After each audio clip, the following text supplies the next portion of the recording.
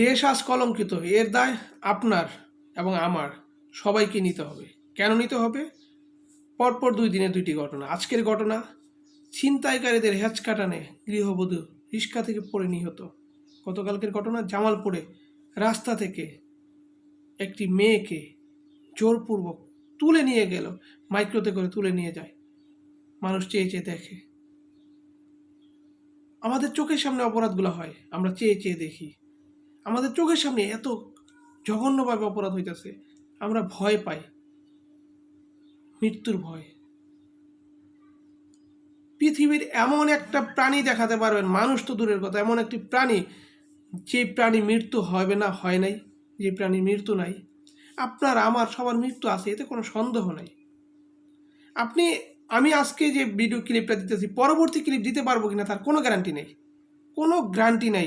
আপনি আজকে, এখন আমি ইফতার যখন লাইভ ভিডিওটা বানাইতেছি, তখন ইফতারের সময় হবে, কিছুক্ষণ পর ইফতার। আমি হয়তো জানি না যে ইফতার করতে পারবো, আপনি জানেন না যে আজকে রাতে সেহরি খাইতে পারবেন কিনা। কিসের এত মরণের ভয়? আপনাদের চোখের সামনে, আমাদের চোখের সামনে অপরাধ হলে আমরা চেয়ে চেয়ে দেখি, প্রতিবাদটা পর্যন্ত করি না। ছি, লজ্জা এটা।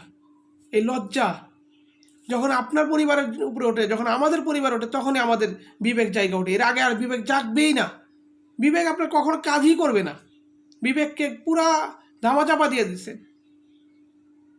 তাছাড়া সন্তান জন্ম দিই আমরা, সন্তান নেশা করে, সন্তান অপরাজনীতির সাথে যুক্ত হয়, সন্তানকে আমরা শিক্ষা দেই না যে এই রাজনীতিবিদের পিছনে দৌড়ায় না, এই একটা জানোয়ার, এই রাজনীতির পিছনে দৌড়ায় না, এই একটা কুলাঙ্গার, এইখানে যায় না, এই জায়গাটা খারাপ, এই কাজটা করে না, এটা খারাপ। আমরা সন্তানদেরকে এই শিক্ষাটা দেই না। সন্তানদেরকে আমরা এইটাও বলি না যে বাবা সিগারেট খায় না, মদ খায় না, গাঞ্জা খায়ও না, এটা খাইলে তুমি নিজে ধ্বংস করবে, আমি ধ্বংস করবো, আমাদের পুরো পরিবার ধ্বংস হবে, কিন্তু তুমি এটা যে খাইতেছ, এইটার জন্য তুমি অপরাধী।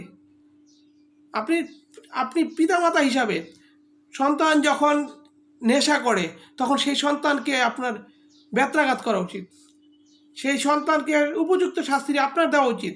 রাষ্ট্র কি বললো সেটা আপনার দেখা দরকার। আপনার সন্তান অপরাধ করতেছে, আপনি শাস্তি দিতেছেন, প্রতিটি পিতামাতার অধিকার আছে সেই শাস্তি দেওয়ার, কিন্তু আমরা দেই না। আমরা আরো আদর করি, বাবা আসো, রাত 12টা বেজে গেছে, আসছো, তাড়াতাড়ি খাও, খাইয়া ঘুমাও। ছি, লজ্জা। এরকম সন্তানদেরকে গুলি করে মেরে ফেলানো উচিত, যারা নেশা করে, যারা অপরাধীদের সাথে যুক্ত হয়ে আরেকটা মায়ের সন্তান, আরেকটি মায়ের সন্তানকে, আরেকটি স্বামীর স্ত্রীকে মরতে বাধ্য করে। ছি, লজ্জা। এই লজ্জা নিয়ে আর বাঁচতে চাই না।